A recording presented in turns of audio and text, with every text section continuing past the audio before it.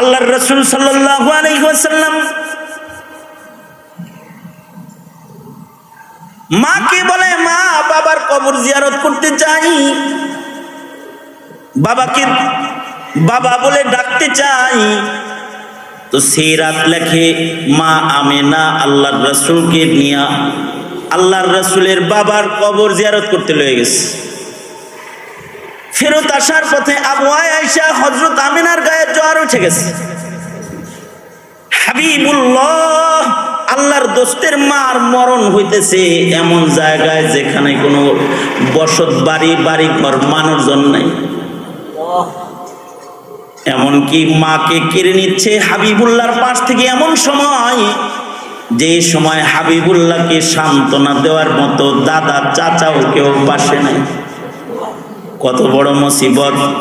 6 বছরের বালক কিশোর পয়গম্বর শেষ রাত্রিতে মা আমিনা নিজের সন্তান আমাদের নবীজিকে ডেকে বলে, বাবা মুহাম্মদ আয় আমার বুকে, শেষবারের মতো আয়। আমার মন বলে আজকে রাত আমার জিন্দেগির শেষ রাত, আজকের সূর্যোদয় তোর জিন্দেগির ভিন্ন সূর্যোদয়।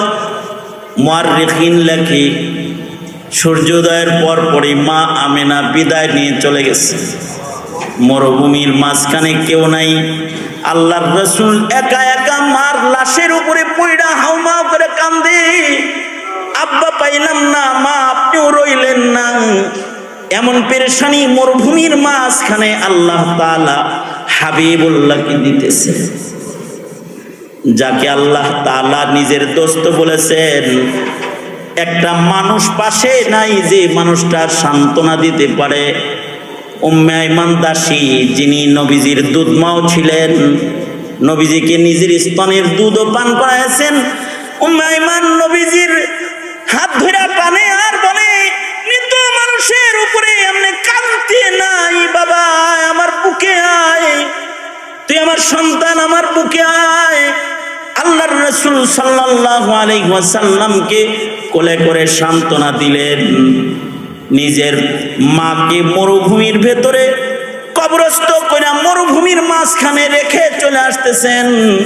আজও আবহাওয়া গেলে মা আমিনার কবরের পারে দাঁড়াইলে মনে হয় এই জায়গা থেকে যে রাসূলে আরবি শিশু বাচ্চা মারে নিজের হাতে দাফন করে কেমনে আবার মক্কায় ফেরত গেছে। কেমন ছিল নবীজির এক একটা ঘন্টা, এক একটা কদম। সেই রাত লেখে কবর সম্পন্ন হওয়ার পরে নবীজি কবরের উপরে গড়াগড়ি করে কাঁদছে আর বলছে, মা আমার কেউ নাই। এমন ভাবে আল্লাহর রাসূল অসহায় হয়ে গেছেন যে বাপ নাই, মা নাই, মরুপ্রান্তরে অসহায়, পাশে কেউ নাই। এই যে অসহায়ত্ব, এটা আল্লাহ তাআলা হাবিবুল্লাহকেই দান করেছেন।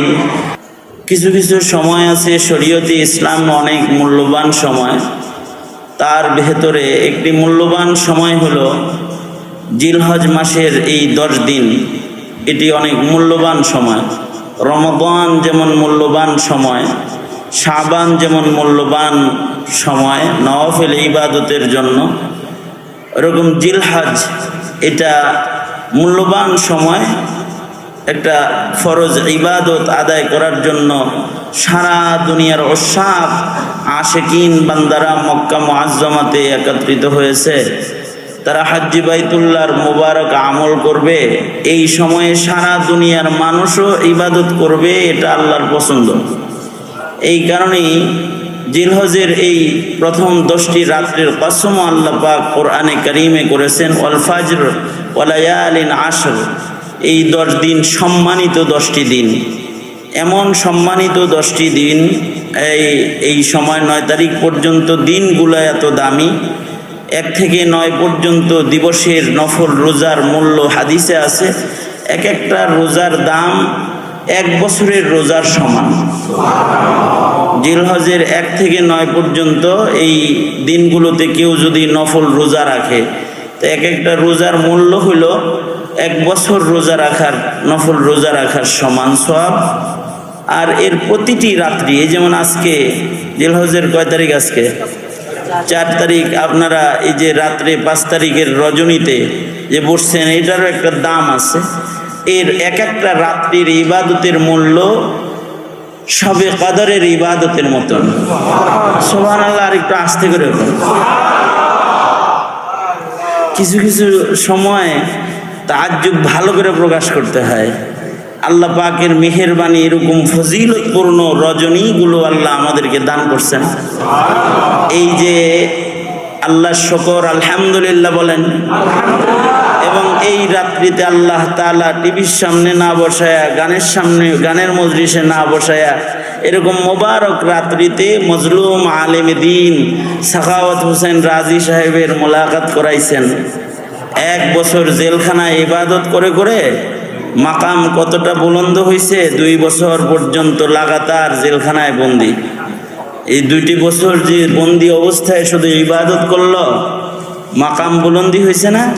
এরকম ভালো মানুষের জিয়ারত আল্লাহ তাআলা রজনীতে করাইলেন।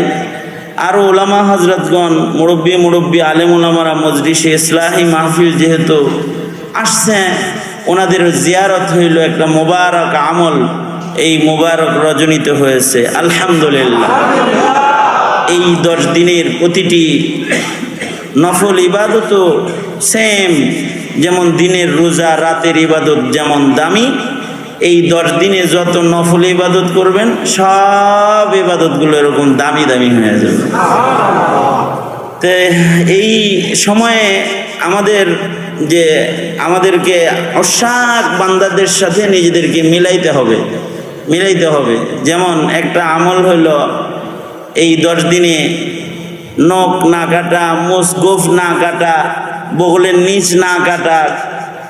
এই সময়টাতে এগুলো না কাটা মুস্তাহাব একটা আমল। হযরত মুফতি আজম শফি রহমতুল্লাহ আলাই এই যে এই 10 দিনে যে কোরবানির আগে যে এগুলো কাটবে না, হ্যাঁ, কারোর যদি 40 দিন পুরা হয়ে যায় সেক্ষেত্রে মাসালা হলো 40 দিনের বেশি আবার অপবিত্র হালত লালনকারীর ইবাদতের উপরে মাসআলা এসে যায়, তার মাসআলা না। কিন্তু যে গত সপ্তাহে কাটছে সে আর এখন আর কাটবে না, একেবারে এগুলোতে টাচ করবে না। একটু হাজি মুহরিম হুজ্জাত যারা বাইতুল্লাহতে আছেন, যে তাদের চুল দাড়ি নখ কোনো কিছুই কাটেন না, তারা যে এই যে সুগন্ধি সাবান পর্যন্ত ব্যবহার করেন না, তাদের সাথে একটু নিজেকে মিলানো, তাদের সাথে নিজেকে একটু মুসাবাহাত, যেটা এইটা হাসিল করার জন্য মেহনত এই 10 দিনে করা যায়। ঘরে বসে থাকবে কিন্তু নিজেকে উসাক বান্দাদের সাথে নিজেকে মিলাইতে থাকবে আর মনে মনে দোয়া করতে থাকবে, তেরে মাহবুব কি ইয়া রব শবাহত লেকে আয়া হুঁ, हकीकत इसको तो कर दे, मैं तो सूरत लेके आया हूँ, हकीकत इसको तो कर दे, मैं तो सूरत लेके आया हूँ। है अल्लाह, আমি তো এই আপনার আশিক বান্দাদের একটু নিজেকে আশিকিনদের সাথে মিলাইবার চেষ্টা করতেছি ঘরে বসে বসেও। আমি গরিব, আমি হজে যেতে পারি না, কিন্তু আল্লাহ আপনার আশিক বান্দাদের মতো আমিও কিন্তু দেখেন নখ কাটি না, গোঁফ কাটি না, আশিকদের ভাব ধরেছি। আল্লাহ আপনি আমার নকলটাকে আসল হিসেবে খরিদ করে নেন, আসলের দরে কিনা নেন। এটা মোবারক আমল এই সময়ে হাজিরা ওইখানে করতেছে, তো আমরা ঘরে বসে বসে এই মোবারক আমলটা এটা করতে পারি। আর একটা আমল সামনে আসতেছে, 9 তারিখ ফজর থেকে শুরু করে 13 তারিখ আসরের নামাজ পর্যন্ত ঘরে বসে বসে গরিব ধনী সবাই একটা আমল করবে। সেটা হলো প্রতি নামাজের পরে আইয়ামুত তাশরিকের তাকবীর পড়বে। আইয়ামুত তাশরিকের তাকবীর ঘরে বসে বসে পড়তে থাকবে। ইমামে আজম আবু হানিফা রহমতুল্লাহ আলাইহি বলেন যে প্রত্যেক বালেক পুরুষের জন্য ফরজ নামাজের পরে একবার করে, বালেক মহিলা বালেক পুরুষের জন্য, বালেক মুমিনের জন্য, মুসলিমের জন্য একবার তাকবীরে তাশরিক পড়া ওয়াজিব। ইমামে শাফি রহমতুল্লাহ আলাইহি বলছেন না, 3 বার পড়তে হইব। অন্যান্য ইমামরা বলেছেন 3 বার পড়তে হইব। ইমামে আজম আবু হানিফা রহমতুল্লাহ আলাইহি বলেন কমাস কম 1 বার পড়া ওয়াজিব, অর্থাৎ সব নামাজের পরে, ফরজ নামাজের পরে প্রত্যেকটি মুমিন, বালেগ মুসলিম মুমিন, পুরুষ অথবা নারী ঘরে বসে বসে তাকবীর পড়বে, আল্লাহু আকবার আল্লাহু আকবার, লা ইলাহা ইল্লাল্লাহ, আল্লাহু আকবার আল্লাহু আকবার, ওয়ালিল্লাহিল হামদ, আল্লাহু আকবার আল্লাহু আকবার, লা ইলাহা ইল্লাল্লাহ, আল্লাহু আকবার আল্লাহু আকবার, ওয়ালিল্লাহিল হামদ। প্রতি নামাজের পরে তাকবীর পড়া কি? এর বিধানটা কি? বিধানটা কি বলেন? বিধানটা কি? ওয়াজিব তরক করলে সওয়াব হয় না গুনাহ হয়? হ্যাঁ, ওয়াজিব ছাড়া যাইব? প্রতিটি নামাজের পরেই আমলটা প্রত্যেকের জন্য ওয়াজিব, নর ও নারী সকলের জন্য। এই তাকবীরগুলা সারা দুনিয়া পড়তে থাকে, সারা দুনিয়া পড়তে থাকে। কারণ এই তাকবীর এগুলো শুরু হয়েছে আশেকদের জবান দিয়া। ইব্রাহিম আলাইহিস সালাতু ওয়াস সালাম যখন সন্তান লয়ে গেছে জবাই করার লেগে, সন্তান নিয়ে গেছে মিনায়, কার জন্যে?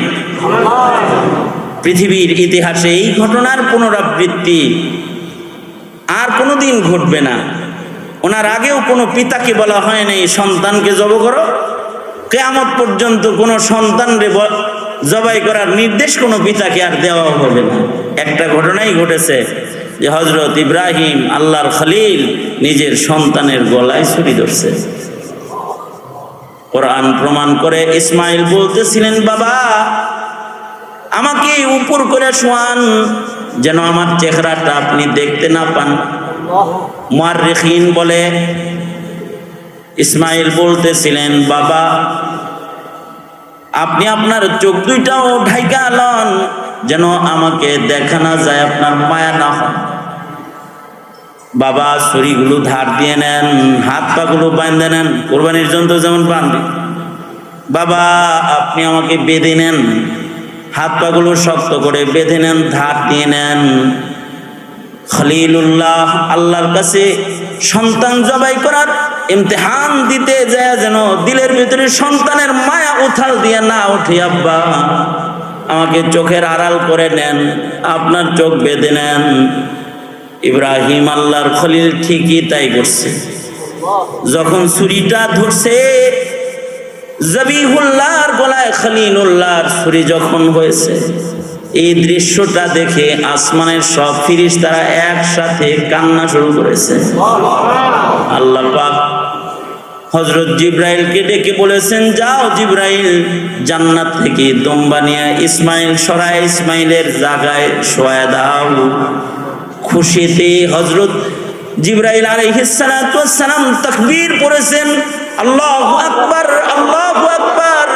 ওগো আল্লাহ আমি কিন্তু দুম্বা লয়ে রওনা দিছি, আবার যেন কাটটা না যায়। হযরত ইব্রাহিম ছুরি ধরে রাখছেন। জিবরাইলের কণ্ঠে কণ্ঠ মিলে সারা দুনিয়ার আসমান জমিনের সব ফেরেশতারা তাকবীর পড়তেছে। হযরত ইব্রাহিম নিজের সন্তানের গলায় ছুরি ধরেছে, কিন্তু সন্তানকে সরায়া জিবরাইল আল্লাহর নির্দেশে দুম্বা শোয়া দিয়েছে। ইসমাইল পাশে দাঁড়ায়া বলে, লা ইলাহা ইল্লাল্লাহ আল্লাহু আকবার, আল্লাহ ছাড়া কোনো ইলাহ নাই। হায় রে, ছুরি গলায় ছিল আমার, কত বড় আমার মালিক, আমারে সরায়া ছুরির নিচে আমার মাওলায় দুম্বা শোয়া দিছে। লা ইলাহা ইল্লাল্লাহ আল্লাহু আকবার। হযরত ইব্রাহিম চোখ খুইলা যে মরা সন্তানের চেহারা দেখা লাগে নাই, শুকরিয়া আদায় করে বলতেছেন, আল্লাহু আকবার ওয়ালিল্লাহিল হামদ। এই তাকবীর সারা দুনিয়াতে এই কুরবানির মৌসুমে পড়তে হয়। সারা দুনিয়ার মুসলমানরা বিলে খালে মাঠে ঘাটে যেখানেই নামাজের মুসল্লায় দাঁড়িয়ে যায়, নামাজ শেষে তাকবীর পড়ে পড়ে আশেকদের কণ্ঠের সাথে কণ্ঠ মিলায় আর বলে, আল্লাহ আমরাও কিন্তু খলিলুল্লাহ জবিহুল্লাহর কাতার মুক্ত হইবার চাই, আল্লাহ আমাগরে কিন্তু বাদ দিয়েন না। এ কারণে হাকিমুল উম্মত মুজাদ্দিদুল মিল্লাত শাহ আশরাফ আলী থানভী রহমাতুল্লাহি আলাইহি, হযরত হাকিমুল উম্মত আশরাফ আলী থানভী রহমাতুল্লাহি আলাইহি বলেছেন যে যখন এই জিলহজের 9 তারিখ এসে যাবে, এর আগেই তোমরা তোমাদের ঘরে লিখে লটকায় দাও, তোমাদের ঘরের কোনো সদস্যদেরও যেন তাকবীরে তাশরিক ছুটে না যায়। লিখে দাও, এই 9, 10, 11, 12, 13, 9 ফজর থেকে 13 আসর পর্যন্ত তোমরা কিন্তু সবাই ইসমাইল ইব্রাহিমি প্রেমের সাথে তাল মিলায়া একটু মুসাবাহাত, একটু নিজেদের কণ্ঠে তাকবীর উঠাইতে থাকবা, এটা কিন্তু কেউ ভুলে যায় না। লিখে দাও। হযরত থানভী বলেন লিখে দাও, কারোর যেন ভুল না হয় এটা। তবে হ্যাঁ, পুরুষরা জোরে জোরে পড়বে। মসজিদের নামাজের পরে ইমাম সাহেব জোরে করে পড়তে থাকে এবং মুসল্লিরাও জোরে জোরে পড়তে থাকে, আল্লাহু আকবার, আল্লাহু আকবার, লা ইলাহা ইল্লাল্লাহ, আল্লাহু আকবার, আল্লাহু আকবার, ওয়ালিল্লাহিল হামদ। নারীরা আস্তে আস্তে পড়বে, আওয়াজ ছোট করে তারা পড়বে, কিন্তু ওয়াজিব হক এটা ছাড়বে না। ওয়াজিব ইবাদত তাকবীরে তাশরিক যেন ছুঁটা না যায়। এ কারণে আজকের ইসলামী মাহফিল থেকে এটা একটি তানবীহ, একটি সতর্কীকরণ। ঘরের কারোর যেন তাকবীরে তাশরিক না ছুটে, এই ব্যবস্থা সবাই করবেন তো ইনশাআল্লাহ।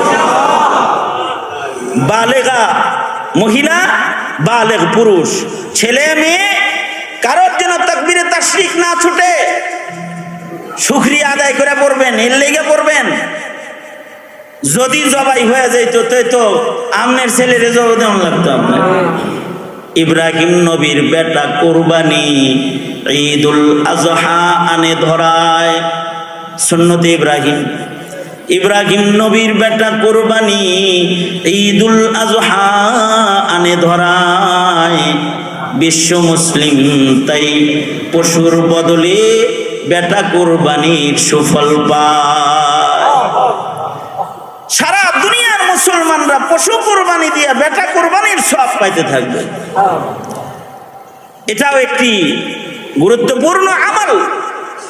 যাদের কোরবানি করার সুযোগ আছে, কোরবানি ভালোটা কেনার চেষ্টা করা, দামিটা কেনার চেষ্টা করা। আল্লাহর জন্য পশু জবাই দিবে তো এটাকে আফজাল জিনিস কিনে আনার চেষ্টা করা। কোন রকম একটা খাসি হোদায়া দে না, কোন রকমে কোনো খাসি সোয়ানি না। যার অর্থ যেরকম আছে, যাকে ওয়াসাআত আল্লাহ যেমন দিছেন, এই ওয়াসাআতকে শামিল রেখে কোরবানির আমল করা। কোরবানির ভেতরে বারাকা আছে। পয়গম্বররা শত শত উট একসাথে কোরবানি করতেন। আল্লাহু আকবার বলে, একসাথে শত শত উট কোরবানি করতেন। আল্লাহর রাসূল সাল্লাল্লাহু আলাইহি ওয়াসাল্লামকে আল্লাহ বলেন, ও আল্লাহর নবী, আপনাকে আমি কিন্তু কাউসার দিয়েছি, শর্ত 2টা। সেটা হলো ফাসাল্লি লিরাব্বিকা ওয়ানহার, আপনি নামাজ পড়বেন আর কোরবানি দিবেন। নামাজ পড়বেন আর কোরবানি করবেন, এই 2টার বদলায় পুরস্কার হলো হাউজে কাউসার। আল্লাহু আকবার, হাউজে কাউসার। কোরবানির সাথে যাদের প্রেম ভালো থাকবে, এরা তাড়াতাড়ি কাউসারের পেয়ালা পাওয়া যাবে ময়দানে মাহশর। কারণ কোরবানির আমল দিয়া হাবিবে কিবরিয়ার হাতে হাউজে কাউসার। যে যার খাতির কোরবানির লগে থাকবো, নাস্তিকদের মতন কোরবানির সাথে আদাওয়াত না, কোরবানির সাথে হবে মোহাব্বত। আল্লাহর জন্য, আল্লাহর জন্য ভালোবাসা, আবেগ আল্লাহর জন্য প্রকাশ করতেছে।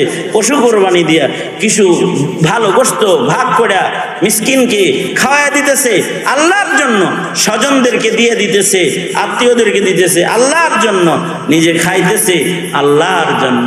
মালিক খুশি হইতেছে যে এই সময়ে কোরবানি দিয়া ভালো খা, গোশত খা, আল্লাহরে খুশি করার জন্য। মুমিনের জিন্দেগির সব আমল আল্লাহরে খুশি করার জন্য। এই যে মুবারক আমলগুলো আছে, এই আমলের সাথে নিজেকে জোড়া চাই। এই যে তানভীর সাহেব, উনি তো মাঝখানে অসুস্থ হয়ে পড়েছিলেন, ভীষণ রকম অসুস্থ। যারা নেক কাজ বেশি করে, নেক কাজ যত কবুল হয়, মুসিবত তত ব্যাগ গতিতে আসে, ইমতিহান তত একেবারে খুব গতিবেগে আসতে থাকে।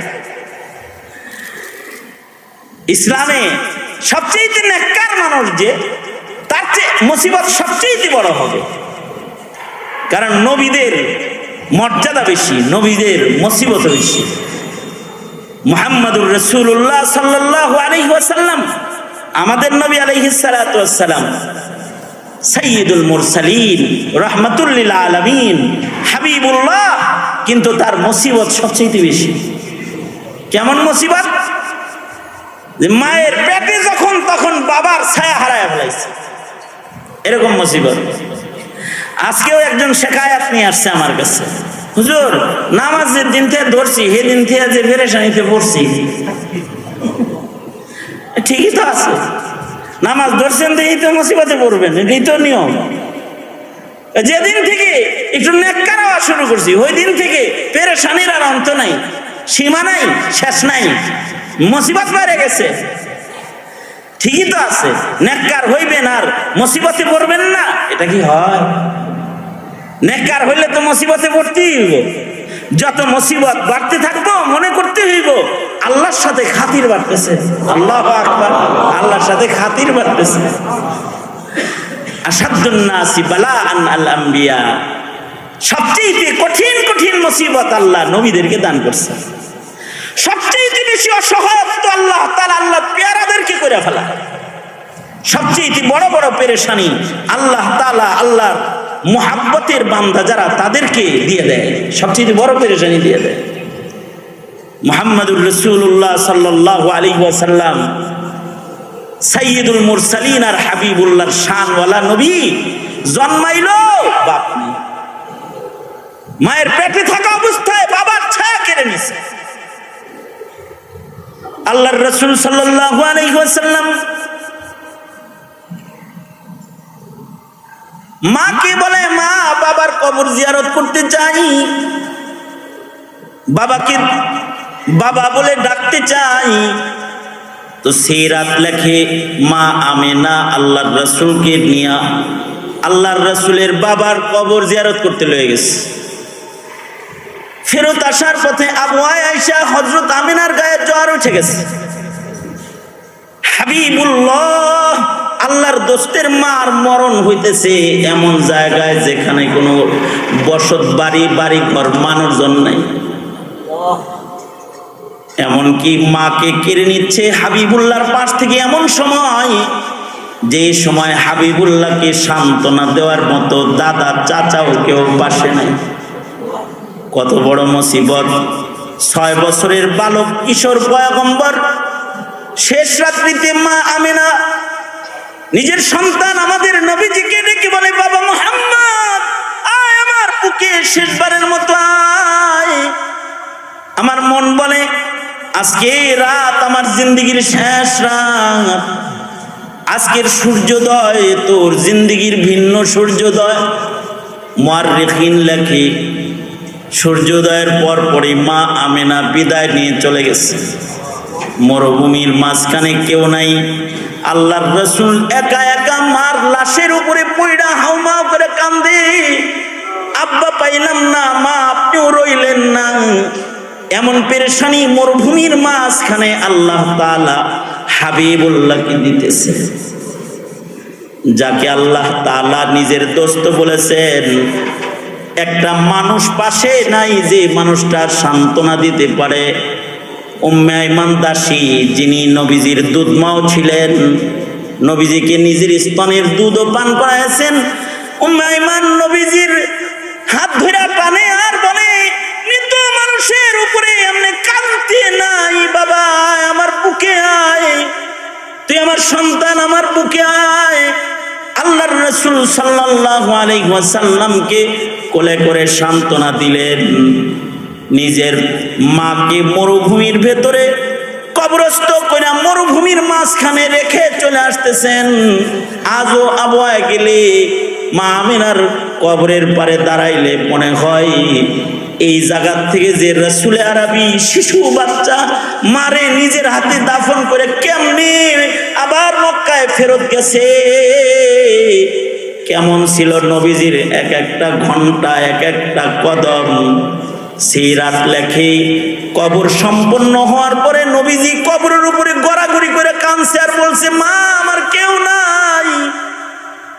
এমন ভাবে আল্লাহর রাসূল অসহায় হয়ে গেছেন যে বাপ নাই, মা নাই, মরু প্রান্তরে অসহায়, পাশে কেউ নাই। এই যে অসহায়ত্ব, এটা আল্লাহ তাআলা হাবিবুল্লাহকে দান করেছেন। হাবিবুল্লাহকে অসহায় বানাইছেন। শুধু কি তাই, পয়গম্বর হয়ে যখন মক্কায় আসছেন, প্রকাশ্যে কালিমার দাওয়াত দেওয়ার অধিকার নাই। দারে আরকামে আল্লাহর রাসূল নিরিবিলি বসে রয়েছেন। দিন যত যাইতেছে ইসলাম তো এরকমই কঠিন হয়ে যাইতেছে। আল্লাহর রাসূলের গলার উপরে উটের ভুঁড়ি উজুরি চাপায়া দেওয়া হয়েছে। আল্লাহর রাসূল সাল্লাল্লাহু আলাইহি ওয়াসাল্লাম না, শুধু প্রত্যেকটা সাহাবী এতটা অসহায় যে প্রকাশ্যে কালিমা উচ্চারণ পর্যন্ত করতে পারতেছে না। ইসলামের শুরু এত ভয়ঙ্কর ছিল যে প্রকাশ্যে কালিমা উচ্চারণ করার মতো অধিকার ছিল না। মক্কায় আল্লাহর রাসূল কালিমার দাওয়াত উচ্চ আওয়াজে দিতে পারেন না। চলে গেছেন আল্লাহর রাসূল তায়েফে দাওয়াত দেওয়ার জন্য। আল্লাহর রাসূলকে চতুর্দিক থেকে এইভাবে পাথর মারছে যে আল্লাহর রাসূলের উপরে বৃষ্টির মতো। ওরা পাখি মারে যেভাবে, এভাবে আল্লাহর নবীর গায়ে পাথর মেরেছে, ধারালো ধারালো পাথর। আল্লাহর রাসূলের চামড়া ভেদ করে নবীজির দেহ মোবারকের উপরে বসে বসে গেছে। এত অসহায়ত্ব আল্লাহর নবীর যে 3 বার বেহুশ হইছে, আর 3 বার নবী হুশ আসার পরে 3 বার পাথর মারছে। আল্লাহর রাসূল অসহায়ত্বের শেষ সীমানায় গিয়ে বলে, ওগো আল্লাহ, আপনি আমাকে কার হাতে ছেড়ে দিলেন? যখন এই কথা বলছে, সারা আসমানের ফেরেশতারা হাউমাউ করে কান্না শুরু করেছে। আল্লাহ তাআলা জিবরাইলকে পাঠায় বলে, বন্ধু, আপনাকে কারোর হাতে ছেড়ে দেই নাই। আপনি আদেশ করলে 2 পাহাড়ের চাপা দিয়ে তায়েফবাসীকে জমিনের সাথে মিশায়া দেওয়া হবে। ইসলামের অসহায়ত্ব যে হাবিবুল্লাহ কালিমার আওয়াজ পর্যন্ত করতে পারতেছেন না। আল্লাহর রাসূল বলেন, ইসলামের একটা দিন আসবে যেদিন আবার ইসলাম অসহায় হয়ে যাবে। সেম তাই ঘটেছে। যারা ইসলামের কথা বলে তারা জেলখানায় চলে যায়, যারা ইসলাম নিয়ে চলতে যায় তাদের পায়ে বেরি, হাতে হ্যান্ডকাপ করে যায়, যারা ইসলামের বাণী মানুষের কাছে দিতে যায় তাদেরকে গালিগালাজ করা হয়, তাদের গলায় জঙ্গিবাদের মালা পরানোর নকশা আঁকা হয়, যারা আল্লাহর নাম নেয় তাদেরকে নিকৃষ্ট বলে গালি দেওয়া হয়। এই অসহায়ত্ব, এগুলো ইসলামে, শরীয়তে ইসলামে একজন মুমিনের জন্য নিরাশা না। এই অসহায় সময়ে সবচেয়ে বড় আশার আলো জ্বলে যে আল্লাহর রাসূল বলেন, ইসলামের দুর্দিনে কেউ একটা সুন্নতের আমল করলে তাকে আল্লাহ তাআলা গলা কাটা শহীদের সওয়াব দান করে। এক riwayate আছে, একটা দুইটা না, 100 শহীদ, 100 গলা কাটা শহীদের সওয়াব একটা সুন্নতের আমলের বদলে আল্লাহ তাআলা দান করে। এই সময়ে কিছু দিনই ফিকির করা, এই সময় একটা দিনই কাজ করা কঠিন। কেউ যদি দিনই কাজ করে তার পিছনে মানুষ লেগে যায়। কিন্তু তাই বলে কি ইসলাম থেমে যাবে? তাই বলে কি মুসলমানের ইবাদত থেমে যাবে? না, হাজার মুসিবতের ভেতরেও ইমানের গাড়ি চলবে, ইসলামের গাড়ি চলতেই থাকবে। ইস্তেকামতের সাথে ইমানের উপরে মুমিন দাঁড়ায় থাকবে মরণ পর্যন্ত। মরণের দরজা হবে আল্লাহর মেহমানদারির এলানের আওয়াজ। আল্লাহু আকবার কাবীর। এই জন্য আপনি যখনই দিনদার হইবেন, যখনই দাড়ি রাখবেন, যখনই টুপি পরবেন, যখনই পাঞ্জাবি গায়ে দিবেন আর দিনদার হইতে চাইবেন, দেখবেন চতুর্দিক থেকে মুসিবত ঘিরে ধরতেছে। তাই বলে কি দিনদারির থেকে পিছনে যাবেন? ইসলাম থেকে পিছনে যাবেন? ইসলামের কথা বলতে গেলে মামলা মোকদ্দমায় পড়বেন। তাই বলে কি ইসলামের কথা বলা বন্ধ করে দিবেন? না না না, ইসলামের উপরে অটল থাকতে সর্বোচ্চ কুরবানির তৈয়ারি গ্রহণ করে রাখেন। জামানা আখেরি জামানা, আমলের তাসহিহ যেমন করবেন দিলে তৈয়ারি হবে জীবন থাকতে ইসলামের খেলাফ একটা কাজ করব না, একটা কাজও করব না। এটা থাকবে আজমবিল জজম। ইন্নাল্লাযীনা ক্বালু রাব্বুনাল্লাহ সুম্মা ইসতাকামু তাতানাজ্জালু আলাইহিমুল মালাঈকাতু আল্লা তাখাফু ওয়া লা তাহজানু ওয়া আবশিরু বিল জান্নাহ وابشروا بالجنة التي كنتم توعدون نحن أولياؤكم في الحياة الدنيا وفي الآخرة ولكم فيها ما تشتهي أنفسكم ولكم فيها ما تدعون نزلا من غفور رحيم যে কোনো কুরবানিও যদি দিতে হয়, ইসলামের দুর্দিন যদি এমন এসে যায় যে খুবাইব খাত্তাবের মতো যদি নির্যাতনের শিকার হতে হয়, হযরত আম্মারের মতো যদি নির্যাতনের মুখোমুখি হয়ে যেতে হয়,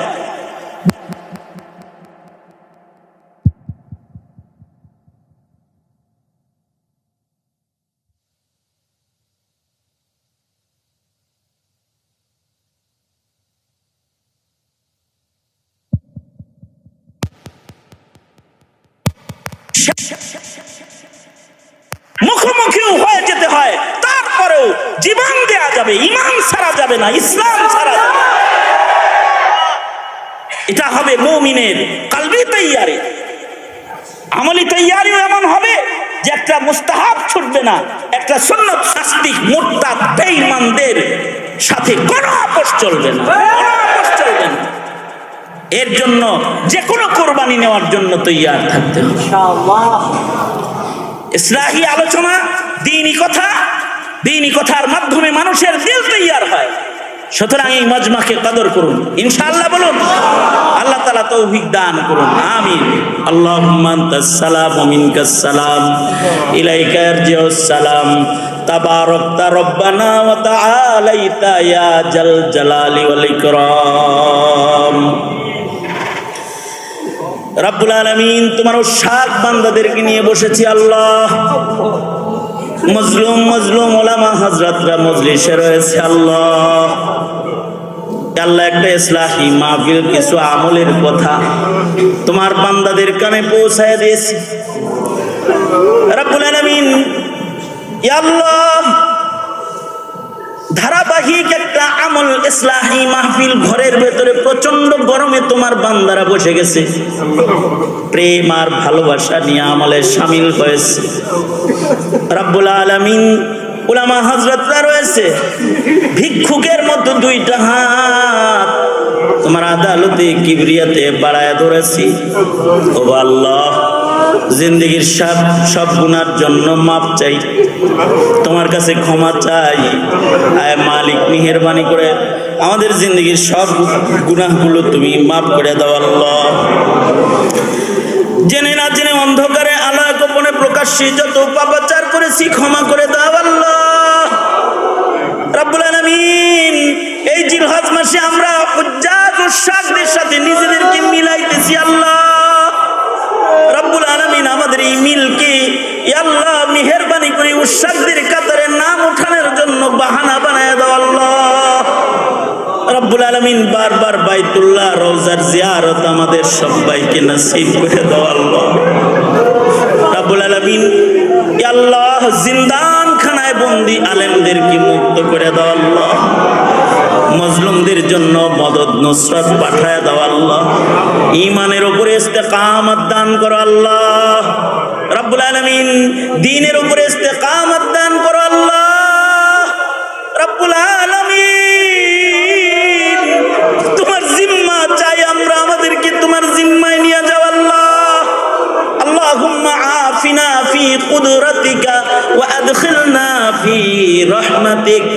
আল্লাহুম্মা আফিনা ফিদ দুনিয়া ওয়াল আখিরাহ। আল্লাহুম্মা ইন্না নাসআলুকাল আফওয়া ওয়াল আফিয়াতা ফিদ দুনিয়া ওয়াল আখিরাহ। তাওফানা মুসলিমান ওয়া আলহিকনা বিস সালিহিন। আয় রব্বুল আলামিন, বুড়াদের হযরত আবু বকর বানায়া দাও, যুবকদেরকে খালিদ বিন ওয়ালিদ বানায়া দাও, পর্দার আড়ালের মা বোনদেরকে হযরত ফাতেমা খাদিজাতুল কুবরা বানায়া দাও। ইয়া আল্লাহ, কার কি মনের আশা ব্যথা তুমি জানো, সবার মনের নেক আশাগুলো তুমি কবুল করে নাও আল্লাহ রব্বুল আলামিন। ইয়া আল্লাহ, তানভীর সিদ্দিকীকে সুস্থ করে দাও আল্লাহ। ইয়া আল্লাহ, এই মাদ্রাসা দিন দিন তারাক্কি দাও আল্লাহ।